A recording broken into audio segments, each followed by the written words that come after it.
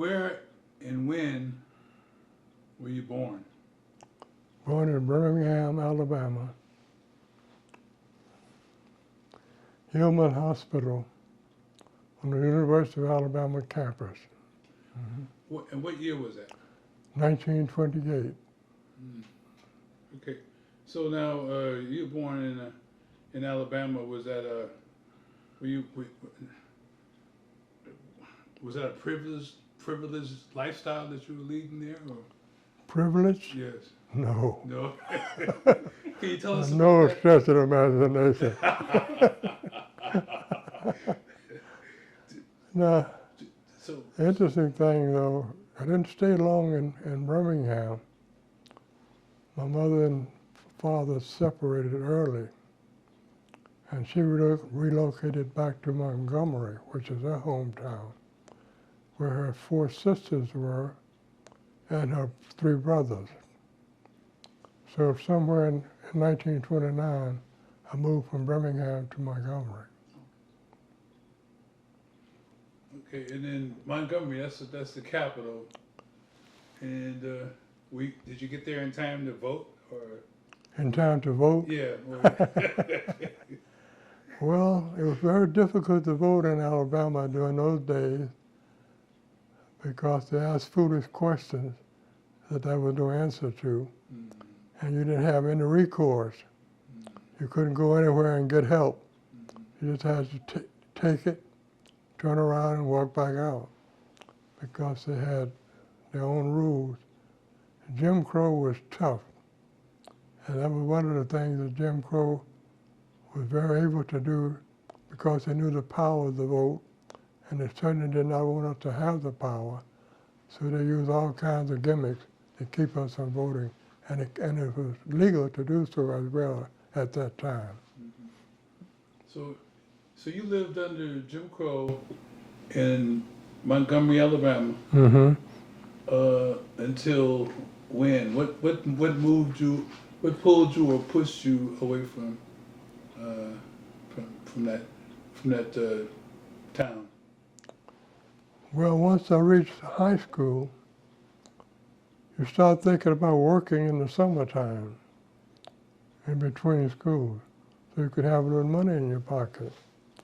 And of course, there were limited jobs in Montgomery for black people and young high school students as well. So I would come to Chicago and work at the U.S. Post Office at downtown at Canal and Van Buren each summer while I was in high school. That was my introduction to Chicago as well, yes. Oh, that's a path I hadn't heard of. Yeah.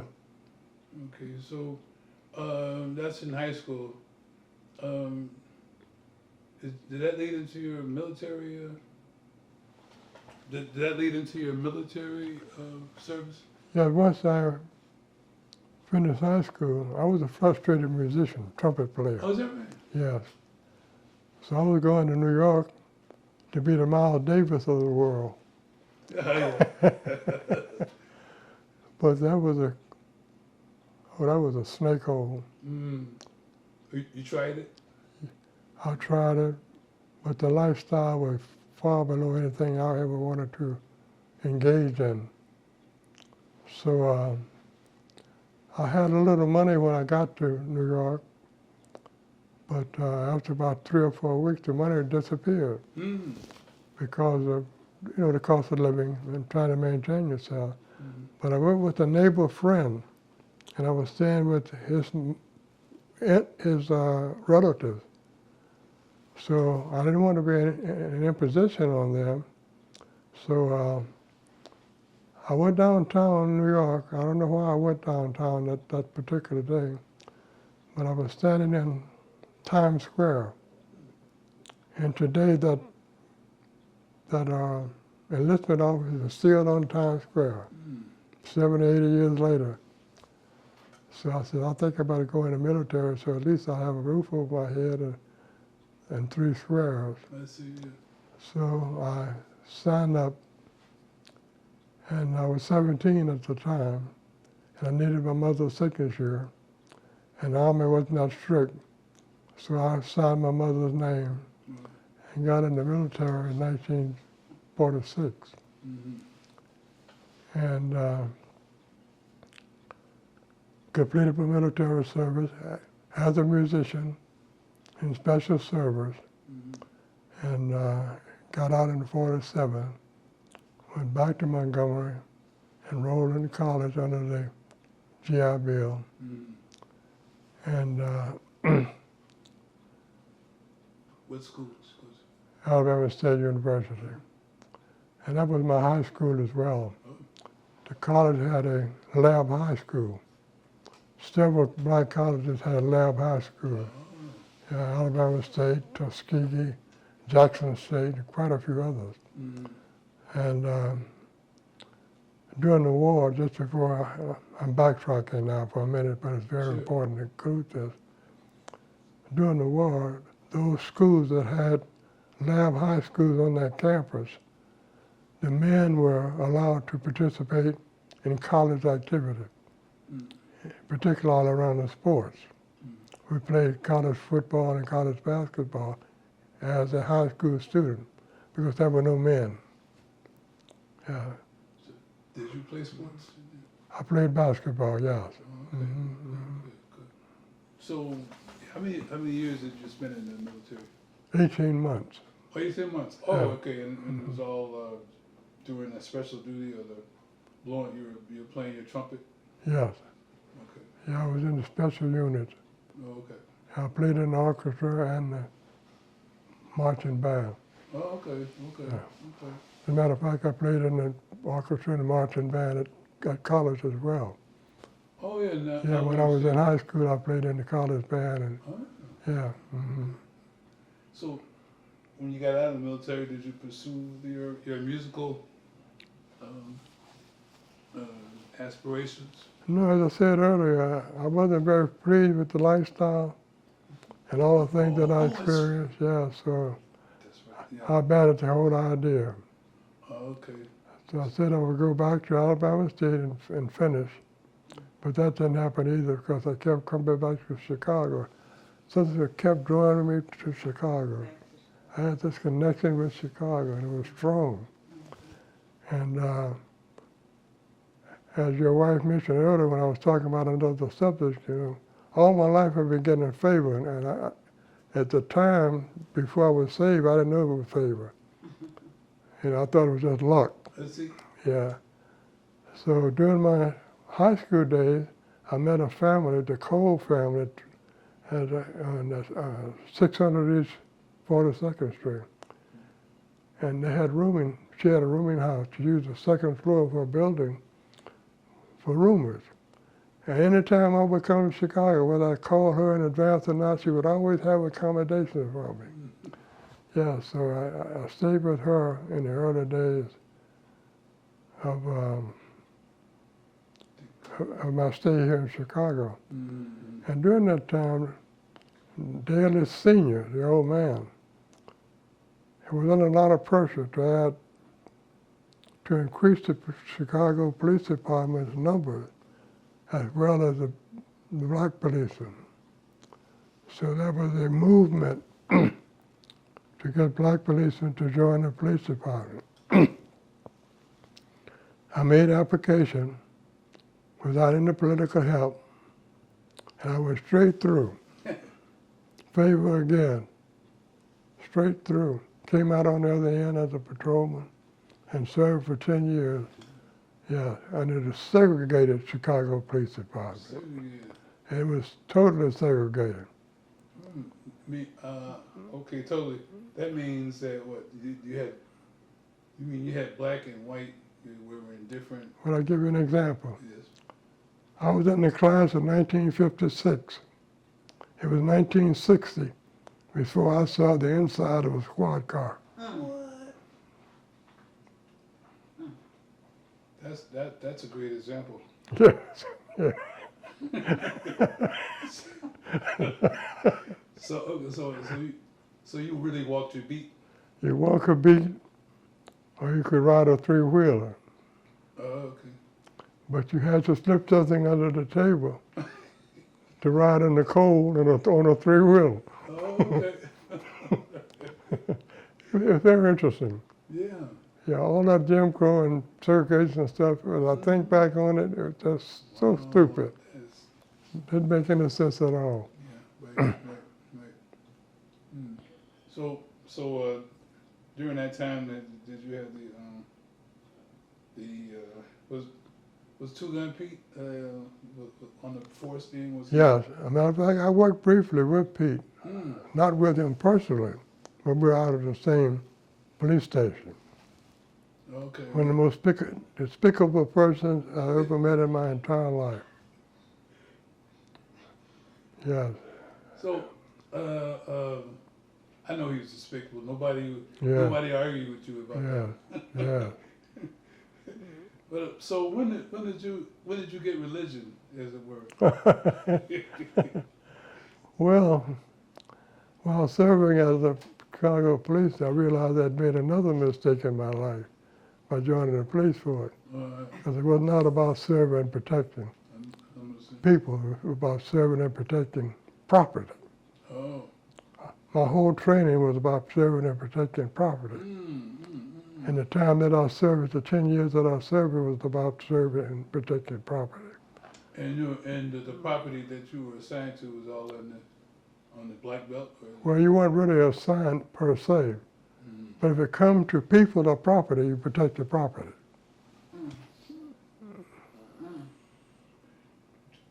Do you have an example on hand about to illustrate that? Would you repeat that, Robbie? Do you have an example to illustrate that? Well, if a building was on fire with people in it, your first concern is to get the fire out, because you're working with the fire department, the police department work together, and save the building at any cost. At the expense of the people, if Yeah, necessary? if it comes down to that, yes. Okay. They made that very clear to you. Yeah. Well, they didn't make it clear. It was all subliminal. Subliminal. Oh, Yeah. wow. Yeah. But you soon got the message. I get it. Because there was punishment that went along with that if you didn't participate. I see. Okay, it's like... Whatever the perks they had for black policemen, you get none of them if you didn't participate. They weren't very much in the first place. But whatever they were, you could forget about ever getting it. If you put people over property. Yes. Okay. All right, I get it. You see, during those days, the people were totally engaged and dependent on the police department. So we didn't have the paramedics. So if you needed to go to the hospital, you called the police department, and they sent a squadron. And a squadron would take you to the hospital. So there was no such thing as paramedics. Any social services that you needed as a human being here in Chicago, you have to rely on the police department to get it if you could not provide those services yourself independently out of your own pocket. Was that a segregated thing too? Because did the ambulance come for anybody? I mean, Yes. Yeah. Ambulance squadron, what it wasn't ambulance, squadron. So, for everybody, all citizens? Yeah, yes. Okay. The squadron accommodated the sick, the well, and the prisoners. No matter what neighborhood you lived in? It didn't matter what neighborhood you lived in, yeah. Okay. So when did you get saved? And where? When did I do what? When did you get saved? And where? A little over 30 years ago. 30 years ago? Yeah. Okay, yeah, that would be, oh. Well, stepping back, I was baptized at 11 at Day Street Baptist Church in Montgomery. I see. But your question about when I was saved, Yeah. I was saved at Apostolic. Okay. Yeah, Church. yeah. So I have a question. When you were born in Birmingham, you were only there a year. Did you ever return back to Birmingham? No, Never returned back to never Birmingham? returned, not to live. To live, right. Yes. Right. I go now because my sister's there. And what town is she in? She's in Birmingham. Oh, she's straight Birmingham. She was born in Birmingham 30 years after me, my sister and my brother. Is that, I'm 30 and 31 years older than them. is that right? So that's how I get back to Birmingham all the time now, because they live in Birmingham. Okay. Hmm. Isn't that interesting? Well, we're rooted in Birmingham now. My sister is a professor at Talladega. Is that right? My cousin is the dean at Alabama State, my school. Mm-hmm. My daughter, Did you say Alabama State? Alabama State, yeah. My daughter works in the same high school where her grandfather, my father worked, Parker High School, which at one time was the largest black high school in the country. Hmm. So we're rooted now in Birmingham. Mm-hmm. Well, I started out as a clerk downtown at the main post office.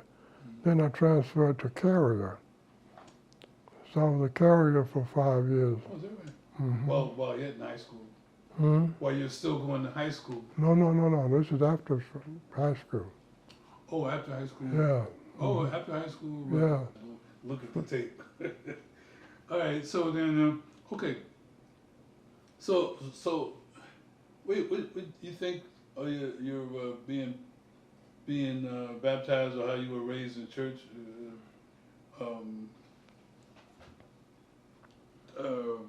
Made you wary of New York life? Well, it was the drug and the mistreatment. You couldn't stay in the hotel. Oh, The musicians couldn't, never treated her. And if you got a job, a gig they called it then, you had to go back and in the garbage bin when you went out on stage, you were in the garbage bin. I never lived that kind of lifestyle, so I didn't like that stuff. Mm-hmm. Yeah. Because you couldn't afford to buy meals? No, you were working. You were working in a theater, in a restaurant, bar-type restaurant. Once you come down off the stage, you couldn't go in, they didn't have a dressing room for you. You'd have to go where the garbage bins were and stay there until you go back on stage. Mm. Just an inhumane I see. type of situation that I wasn't familiar with. This is in Harlem? Yes, and in Manhattan. Oh, Yeah. okay, yeah. Yeah, we worked downtown. It was better in Harlem because Harlem was primarily black, and you did have some things that were comparable to Manhattan. Mhm. But when you worked Manhattan, you knew what you had to do. Very uncomfortable. You were expected to give your best, but you lived under the worst circumstances. Mm. And at another stage of my life, I can talk about that too, because I don't want to get ahead of you. Yeah. Well, while I was a Chicago policeman, I became the manager, road manager for Dinah Washington.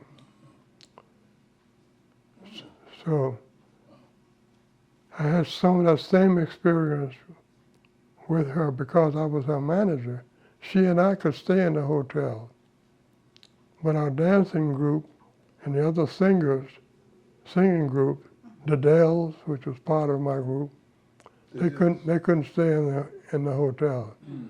They had to stay in rooming houses. So there were rooming houses all around the United States to accommodate black entertainers. Mm. The stars could sing and stay in the hotel along with their managers, Mm. but the others had to stay in rooming houses. I see. Hmm. Could you take the same elevator in a hotel? Yes, you could. Yeah. Yeah, didn't have those problems. You could even eat in the hotel. Oh. Yeah, but you just couldn't stay there. Oh, isn't that something? Yeah. Okay. So what were you doing about 30 years ago when you got saved at Apostolic? Okay. Well, when I retired, took an early retirement from the police department, I hooked up with Al Raby. Arabian. Yes. Al Raby and I were doing the marches downtown in Chicago. We would march from Buckingham Fountain to State Madison every day. And then we would sit in the middle of State and Madison and disrupt everything. And then we were trained to get out before the police would come and of course, arrest us. Mm-hmm. Because you get lost in the system then if they ever arrest you. Mm-hmm. Maybe 3 or 4 days before your family find you. So, during that period, I became familiar with Bishop Brazier because that was part of the time that he was heavily involved in the civil rights movement, along with Al Raby. Matter of fact, they were close, as a matter of fact. And I started watching this guy, and I said, this guy is something, you know, and Bishop Brazier. So at that point, I fell in love with him, and then I decided I was having a conversation with my wife at the dinner table, at the breakfast table one morning. I said, I need to find out more. She said, why don't you go to his church? And I did. One of the greatest decisions I ever made in my life. I've been there ever since. I don't think I missed a Sunday, with the exception of 1 or 2, since I made that decision. Wow. Mm. Sounds great. Mm-hmm. Did you get married in Chicago or in Montgomery? I got married in Chicago. Awesome. I got married at Metropolitan, 41st and King Drive. Oh, yeah. Yeah, Pastor Richardson married my wife and I. Yeah, he was the pastor of Metropolitan at that time. He's going on to be with the Lord now. Yeah. Mm-hmm. 1966 I got married. 1966. Yeah, joined Reverend Al Sampson. Al Sampson, sure. Yeah, Sampson and I hooked up 30 years ago as well. After Raby, I went with Sampson. Mm. He was, and we created a movement called the Metropolitan Area Planning Corporation. And we also created the Soul Slate Pact. We were the only black pact in the United States. And we were the second black pact in the United States. The first black pact was under Al Cadillac. He has a Cadillac company that used to be very involved in the civil rights movement back in the day. They had a pact. And we created one using that same pattern. And through the political pact, we would interview all the candidates for running for various offices in Illinois, the county, as well as the city. And those running for federal government as well. As a matter of fact, I personally interviewed Barack Obama when he ran for the Senate seat. Matter of fact, I interviewed him the first time he ran for the House of Representatives and Laws. Oh. Then I interviewed him when he ran for the U.S. Senate. And we had a phone conversation when he ran for the presidency. So for 30 years I participated in those organizations and those movements. And it was quite an experience, particularly out of the Soul Slate. Yes, I got to know all the politicians. And we would make a decision based on our board. We had a large board. We would bring the candidates before the board. They would give their position. Then we would excuse them and have a closed session and vote on the candidates for the various positions in the state, county, federal, and city. Okay, when my mother and father separated, we moved back to Montgomery. We lived on Jeff Davis Avenue in Montgomery. The landlord, this is 1929, 1930, was a truant officer, a black female truant officer, in 1930. Wow. Her son became a medical doctor. Across the street from me was a Pryor family. There were 2 boys and a girl. Mrs. Pryor taught me in grade school. The oldest boy, we're still in the 1930s now, became a dentist and a medical doctor. And a medical doctor. Yes. And practiced for years until he died in Montgomery, renowned. The youngest boy, who I grew up with, was my personal friend, became a lawyer and a judge Wow. in the 1930s at Montgomery, segregated Montgomery, Alabama. And speaking of that crazy form of government that was legal, my father finished Alabama State in 1932. Your father did. Yeah, 1932. He and some others researched the laws in Alabama and found that it could not be accepted at any state school in the South, the 13 states.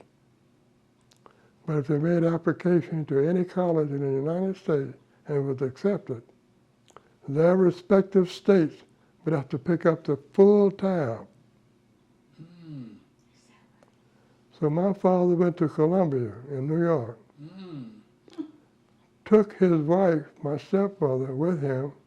Well, she had 2 degrees already from Alabama State, as his secretary. Got his master's from Columbia. And Alabama picked up the entire tab for he and his wife. Does that make sense? Doesn't make sense at all, does it? How do you make sense of a crazy law like that? Isn't it something? Yeah, And they researched that. yes. And Arthurine Lucy, who integrated Alabama State, her daughter became an employee under my sister. So Alabama State was not a historically black college. Not what? Alabama State is not a historically black college.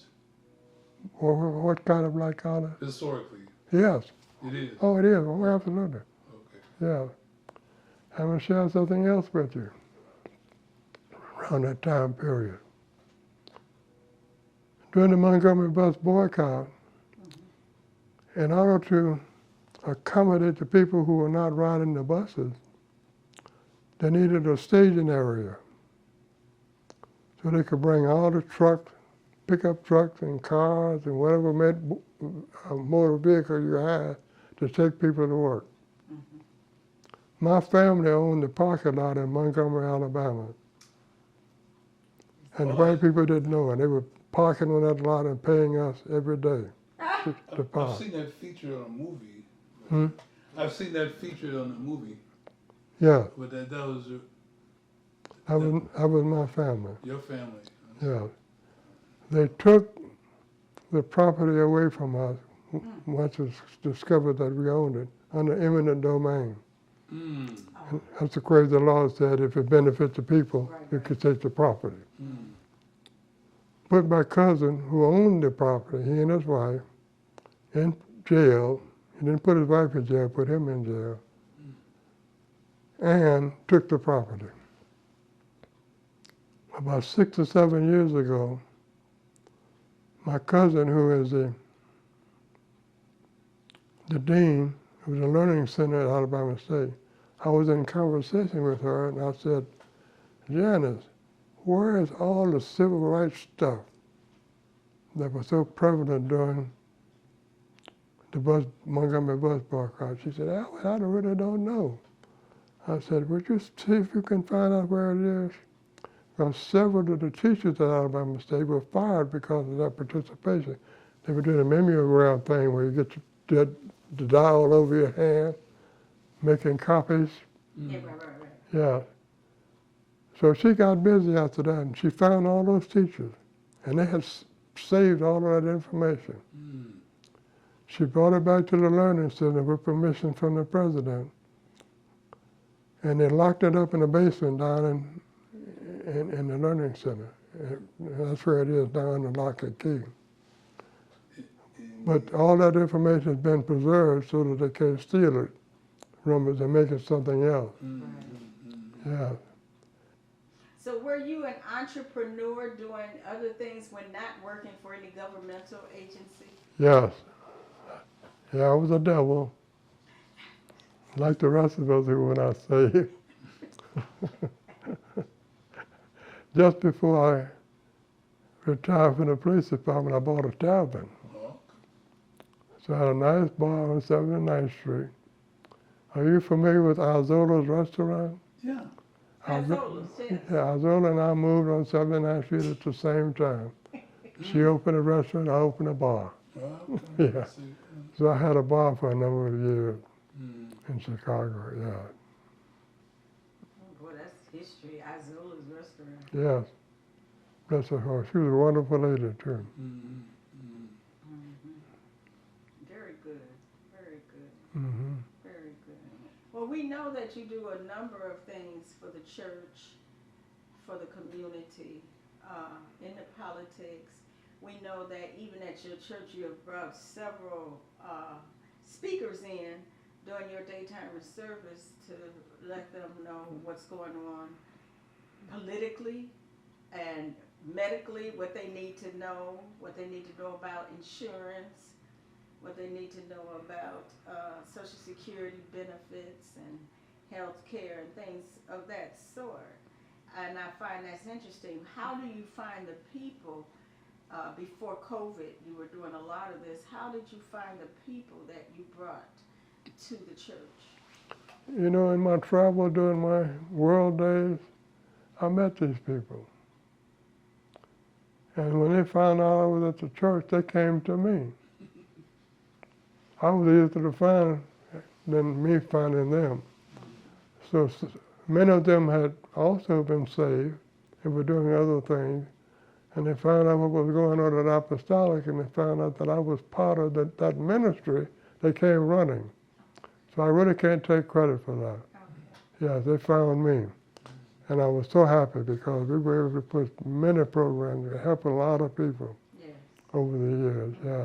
And we still are. And we still are. Mm-hmm. And I know that because I know that a lot of people have told me that they've gotten reverse mortgages. Yeah, They've gotten insurance where they can go to the gym and do things like that. Yeah. Several different things that people were able to do. I've even heard where people didn't know they can get home health care people to come in and help them with their duties around the house that they're no longer able to lift and things, and they found out they can get that also.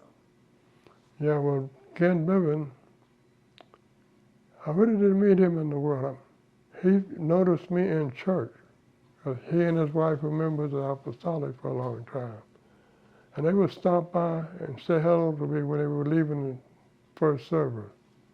And then he got into the healthcare service. So then he thought about me, and he called me and let me know that he had all these services available. And he was just an angel. He still is an angel. And that was how we were able to get both of those kinds of programs in place through Ken Bivin. Mm-hmm. Well, back to the favor part. True. I was part of a group that met every Wednesday at Velois's down in Hyde Park. So it was about 4 or 5 of us, and we would all sit at one table. And one of the guys in the group was quite renowned. He was the first NBA official. Mm. And he had a long history of the West Side movement around athletics and training boys to be men. Mm. and he was part of the group. And when Barack Obama was elected, we were in our regular meeting, and all of a sudden, one of the ABC guys came over to me and asked me who was I. And I said, what do you mean, who am I? I said, I'm just a little country boy from Alabama. So we started there. And he said, I need to interview you and your table. And I said, only if you promise that it'll be on the news. If it's not going to be on the news, then there's no point in me wasting my time, because I don't know why you would need it. He said, I promise you. He's a big-time ABC man now doing the foreign news. So he did it, and he put it on. I was on for about 5 or 10 minutes. I don't know if you had the occasion to see it. No, I haven't. Yeah, it was quite interesting. He asked good questions, I had good answers, and we just had a good time. Wonderful. And it was just like he had just joined us as a friend. It didn't come off as a news item, you know? And I was very impressed with him at the time, because being a white boy and feeling privileged, I was surprised that he would bring himself down to our level and act human. He showed the human side of him, and I was very impressed with that. That's just a little bit of the favorite stuff. And we took a group to the inauguration too, for that particular. We took a daytime group. Oh, inauguration. Yeah, we took a group, big group. Oh, okay. Yeah, we took a train to. Oh, the daytimers? Yeah, to Washington. Okay. And I got as close to him, to the Capitol, as I am now to the capital of Springfield. That's how far away we were from it.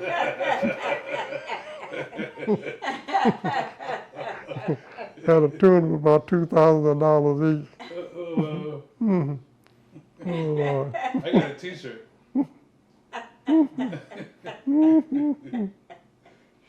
Where you went. Yeah. Closer to March of Washington back in '68. Yeah. Yeah, that was a good one. Okay. Well, what about, since we brought it up, for March on Washington, where were you? I didn't go to the march where I couldn't get off. Oh, you couldn't get off? It was a handful that they picked to be off. They wanted to go. And I wasn't one of them, because I was. Post office? No, police department. From the police department? Yeah. Yeah, I didn't get favored that time. Most time I got favored. I didn't get it that He got his time. ways to keep us from sin, hurt, harm, and danger. Yeah. And my partner, who could care less, was one of those selected. Oh, okay. Yeah, he Really? could care less. Care less. Did you know Harold Washington? Did you know Mayor Harold Washington? Oh, yes. Oh, absolutely. Oh, my guy. Please share. Oh, well, I'm going to say this, because it was so important to me. I never had any use for politicians, because they never look you in the eye.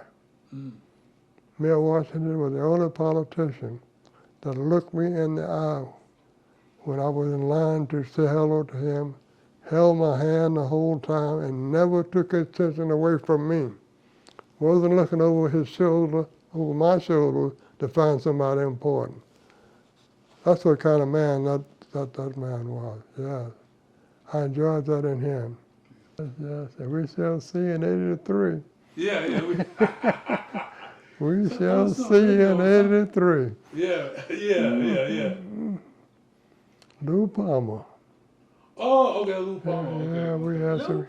Run and tell that. Run and tell that. Make a Negro turn black. It's enough to make a Negro turn black. It's enough to make a Negro turn black. Yeah. Oh, those were some good days. Yeah. Well, thank you so much. You're more than welcome. Thanks for having me. Oh my goodness. Yeah. Such rich history, such rich stories to tell, you know. I'm so glad the Lord has blessed you. We love you, but we want the whole world to love you. So many do. Thank you, Brother Williams. Thank for you. sharing your contribution to the world and to the church at large. Thank you for your service. Yes. And your friendship along with your lovely wife has been a high point of my life. That's a long life. Yes, yes. I That's mean a that long from the life. bottom of my You just heart. made 94, right? 94, yes. Well, Yes, Lord. I'm glad we're on the same road, so we Yeah. meet each other. Okay. Thanks again, Brother Williams. You're more than welcome, and thank you for having me. My blessing. My blessing.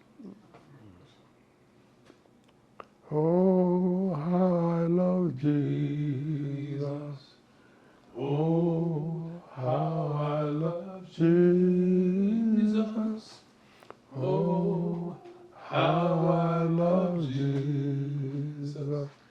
Because he first loved me. That was one of Mama's Yes, favorite Lord. songs to sing when she's washing the greens. Yes, yes, yes. There's something about that name. Something about that name. Mm. There's something. King's about- kingdom shall all fade away.